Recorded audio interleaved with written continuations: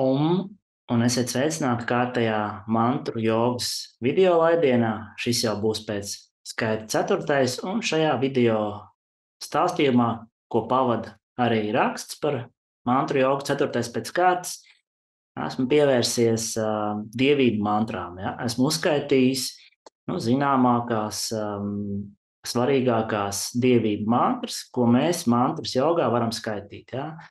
Gan kunga Šivas, gan kunga Višņu mantras, arī budismā zināmākās mantras, un arī dieviešu mantras, gan Durgas mantru, gan Kalī mantru, un arī dažas citas mantras. Par tām jūs varat izlasīt rakstā, bet vēl rakstā es pievēršos tēmai, kas arī svarīga mantras jogā, un tas ir, varbūt, ko jūs mazāk ziniet, ir mantras un mantrotāja sadarība. Ja? Te arī ir svarīgs moments mantrai, izvēloties mantru, ir jānoskaidro, vai jūs un mantra labi sadarat, ja? Gluži kā attiecībās. Ja? Un šeit ir daudz svarīgu momentu.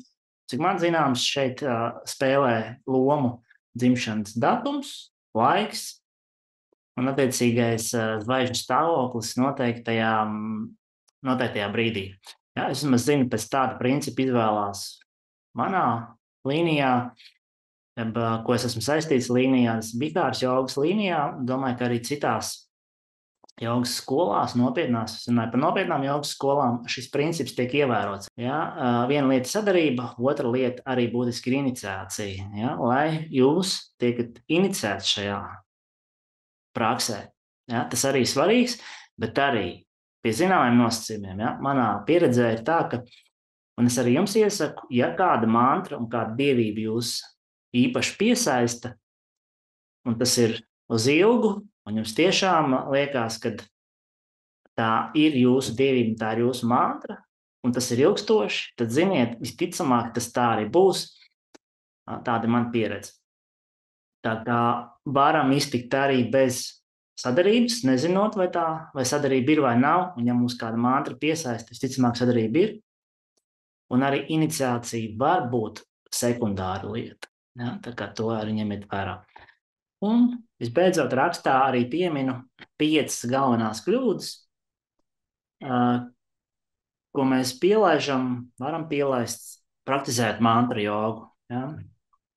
Un šīs 5 arī kļūdas mēģināšu tagad pieminēt, varbūt tas jums arī kādā veidā var palīdzēt, jūs varat to ņemt vērā, varat neņemt vērā, tā ir jūsu brīva darīšana.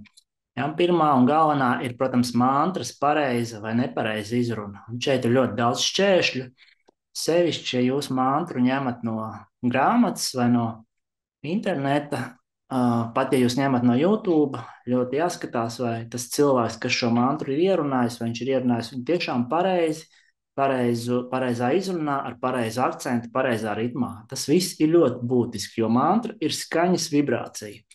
Nepareizs akcents nav pareizā vibrācija, nepareizs burts vārds nav pareizā vibrācija un nebūs efekts.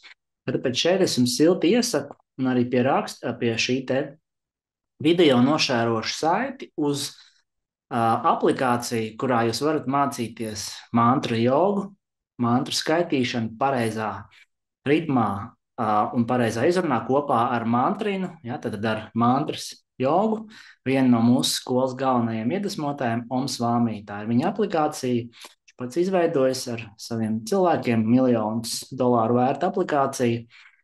Ja, jo iesaku, šeit jūs varat atrast dažādas dievības, veikt dažādas rituālus, tā skaitā skaitīt dievību mantras kopā ar Om Svami, nemācīties pareizu izrunu, artikulāciju un ritmu. Ja, tad pirmā lieta, kas jāzina, kā pareizi mantru noskaitīt.